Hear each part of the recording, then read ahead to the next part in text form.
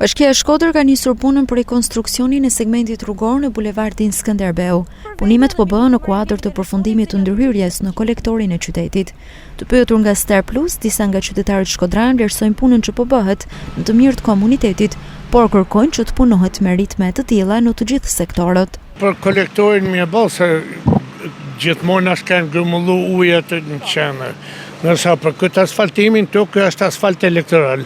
Duhet i herë më zhvendos kretë shtresa asfaltit, më ne duhet më asfaltu. Unë nuk jam specialist, ata din më mirë, por mendimi jem personal. Çdo punim që bëhet në dobi të qytetarëve dhe të qytetit Shkodrës është një vlerë për kohën që jetojmë. E rëndësishme është që punimet bëhen cilësore, të jetë kontrollueshme nga institucionet përkatëse. As për cilësinë, as për projektet, për arsye se nuk jam dieni. Por për këtë do të flasin specialistët. Shtresa ata, si me kanë 5 baklavet. Nuk janë punime cilësore, po thonë. Po janë punime cilësore, more. Me ardhmë me krye punë, ata japin votet. Po jemi krahit djathtë faktikisht. Po me krye punë si duhet, votë rron. Ky proces i asfaltimit të kësaj zone pritet të zgjasë deri në datën 12 prill.